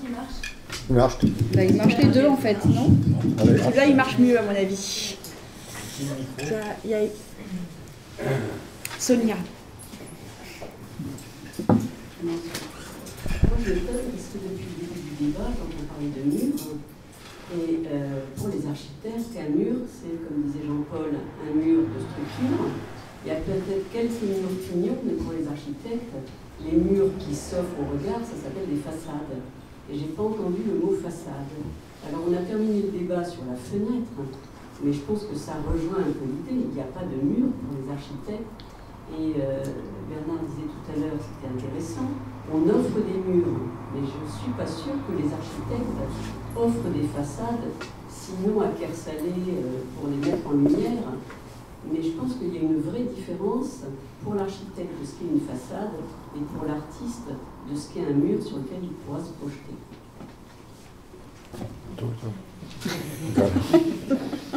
Prenez celui-là parce que... Non.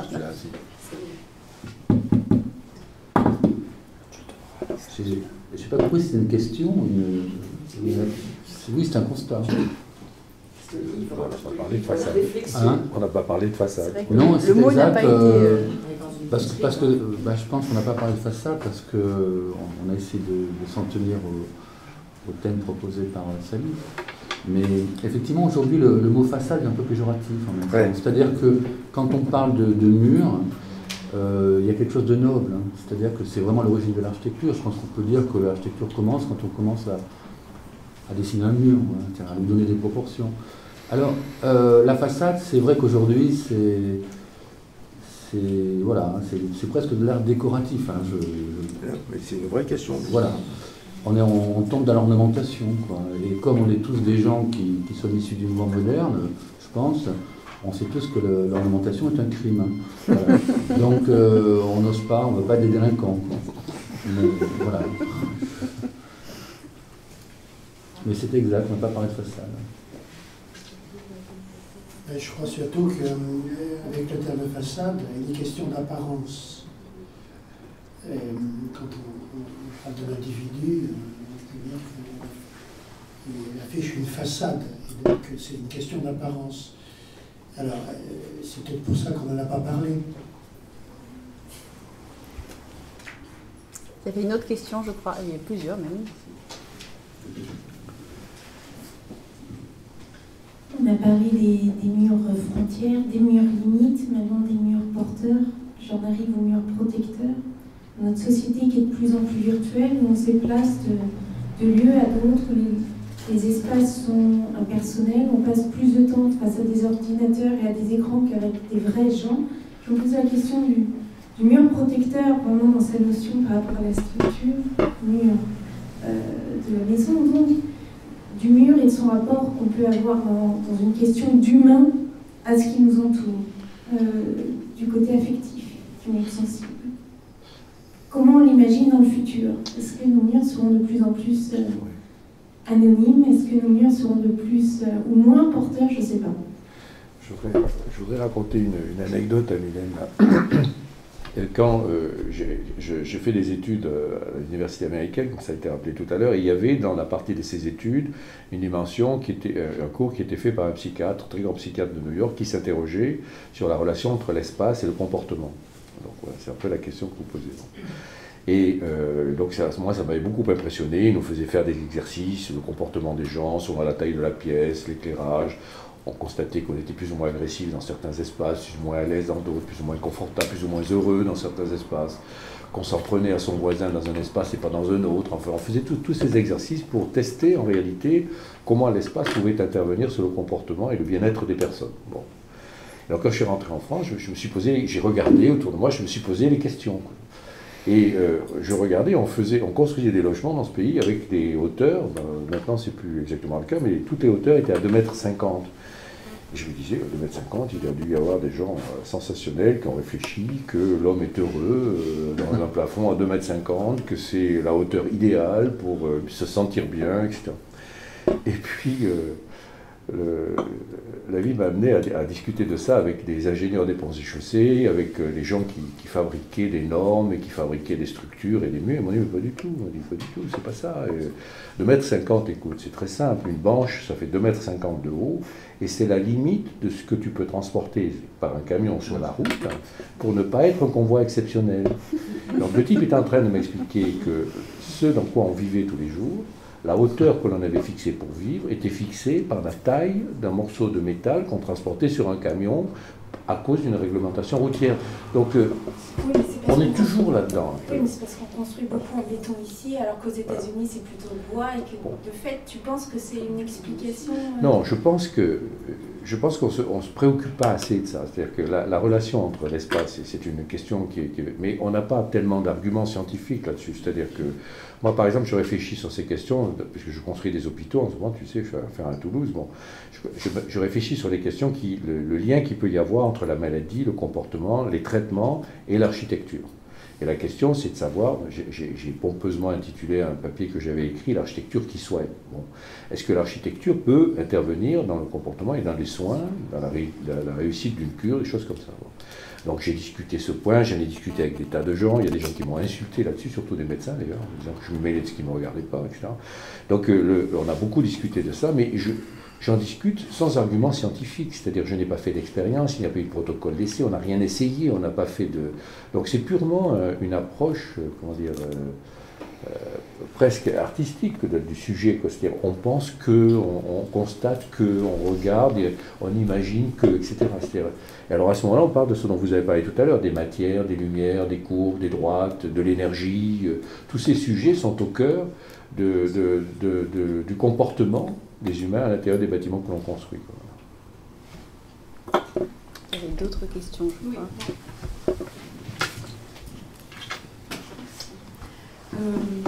Petite question. Moi, je regrette qu'on n'ait pas suffisamment parlé des murs du street art. Parce que c'est une manière de sublimer le banal dans la vie, mais d'une façon merveilleuse, quoi.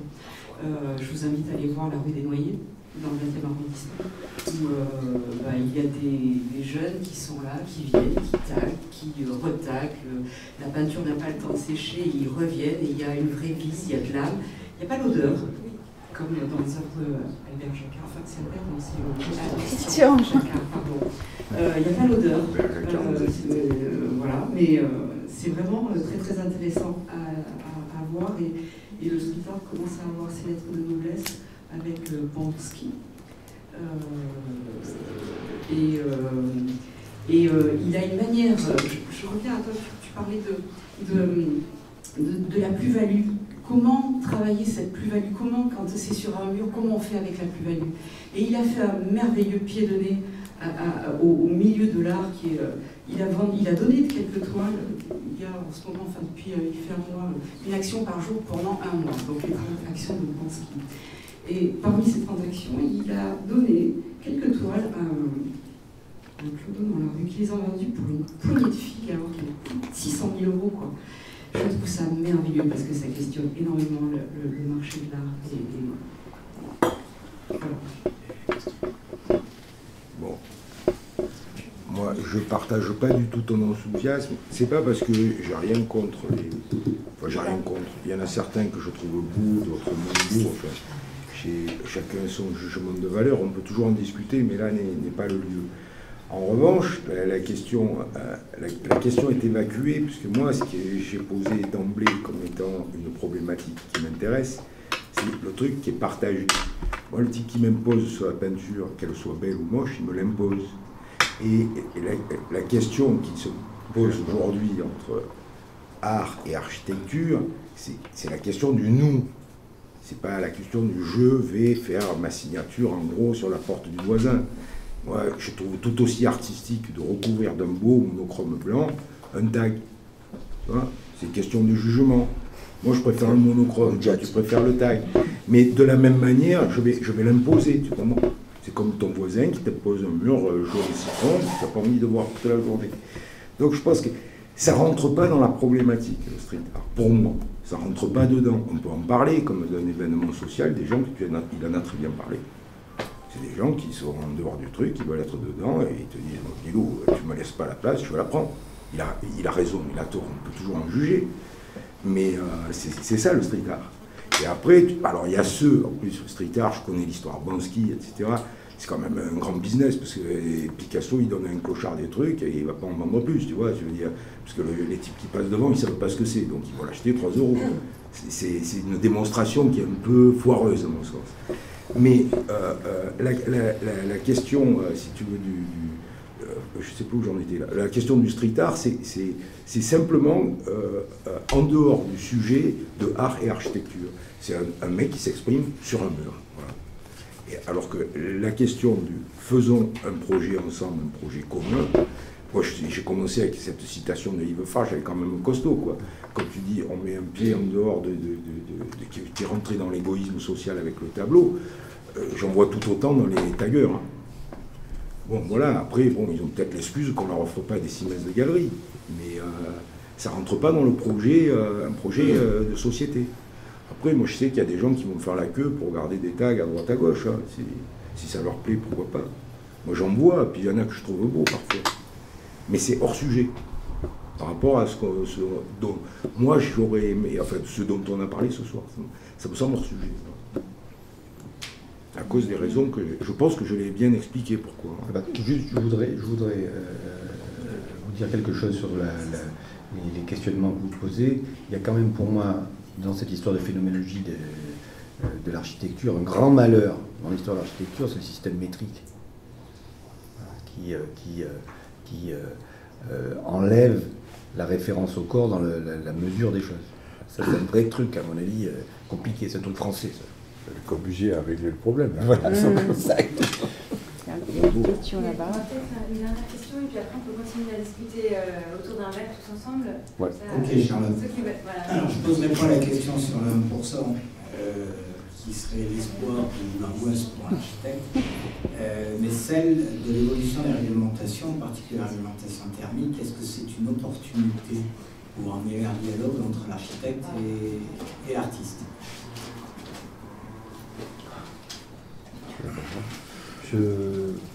Vas-y. T'énerve pas.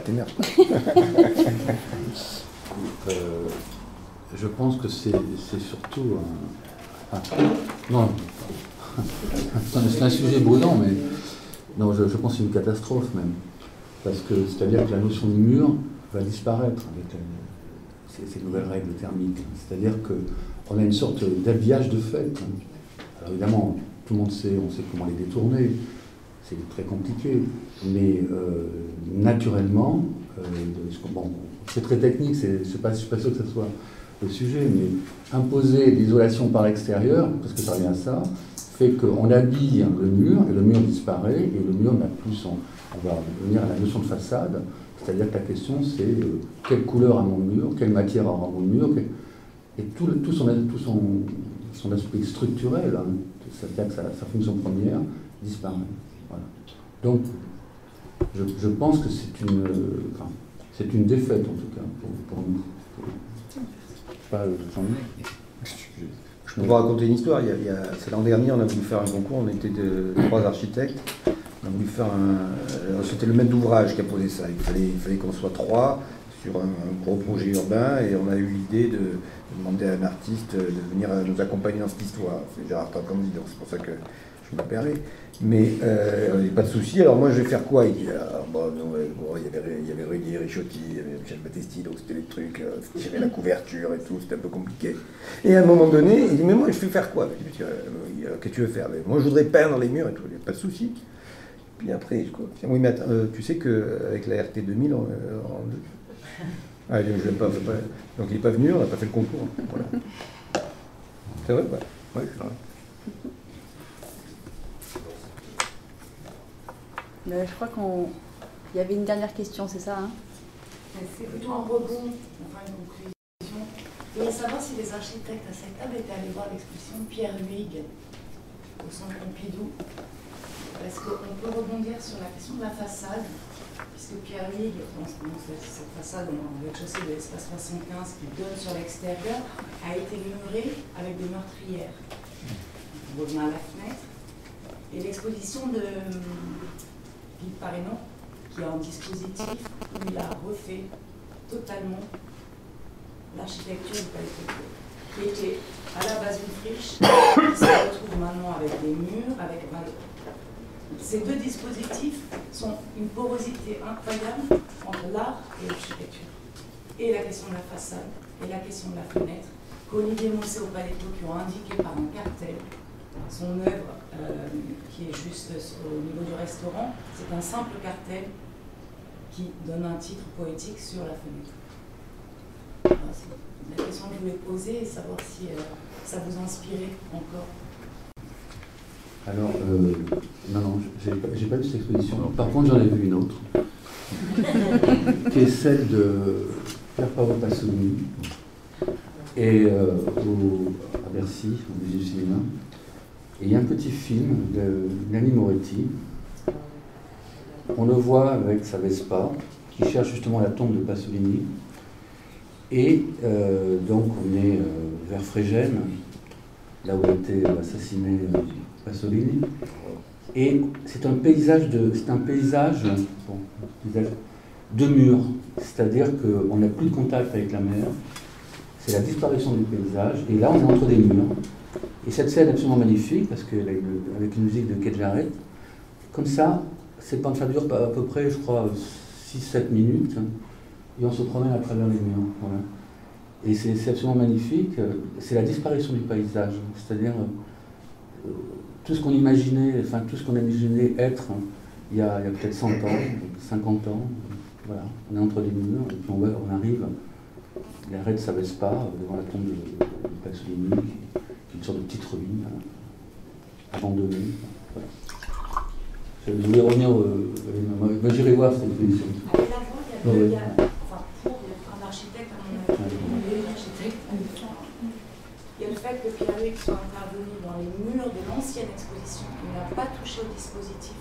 Il s'est vraiment mis dans. On connaît le prix des réorganisations de Simez à Beaubourg. Donc il a voulu garder là. Donc il appelle à la ruine. Je ne parle pas de son travail personnel et de lui où il va. Mais son insertion dans Beaubourg pose, à mon avis, une belle question, une belle ouverture, une belle relation entre les murs. Ouais. Non, mais Pareno, souvent, il a comme ça, à l'économie, c'est très fort, à l'économie, Pareno, il a souvent des petits gestes comme ça qui transforment tout. Alors, pas dans cette expo, mais dans l'expo qu'il avait fait au musée d'art moderne, il y a quelques années de ça. Il y avait la porte comme ça, et non, il y a une fenêtre dans laquelle on passe tout le temps quand on fait les expos, et tout à coup, il avait recouvert d'un film rouge sur ce truc-là. Et tout à coup, on voyait le paysage qu'on ne regarde jamais. Donc, il rappelait qu'une fenêtre, ça cadre un truc et qu'on peut le regarder. Donc, avec la couleur, non, mais c'est pas mal, hein. C'est amusant, c'est vrai que ça nous met en boucle un peu sur ce qu'on disait tout à l'heure. Il y a un type qui arrive, il met un peu de couleur à un endroit qui existait préalablement. Simplement de le noter, de le marquer, ça le fait vivre à nouveau parce qu'on l'a oublié. Donc il fait revivre en fait, avec un geste très économe, une vue splendide, très belle vue sur on est rive droite et d'un coup on voit rive gauche avec la Seine, etc. Et tout à coup on la découvre alors que ça fait 100 fois qu'on est passé devant sans vraiment la regarder. Ouais, mais c'est comme des jolies leçons très poétiques. Après, est-ce qu'on arrive véritablement à faire au-delà du signal d'un geste artistique plus ou moins subtil, intelligent, poétique, qualifiant comme de qualité? Est-ce qu'on arrive à développer ça ensuite? Le dispositif de Pareno, techniquement, j'ai beaucoup entendu parler de contraintes de la part des architectes.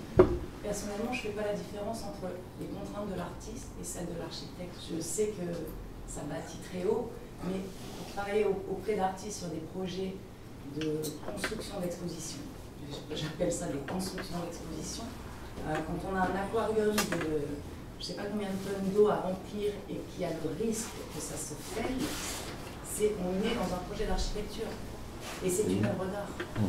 Je suis absolument navrée, je vais devoir vous interrompre. Mais voilà, on peut poursuivre la discussion avec le buffet. Je vous remercie évidemment tous de votre participation.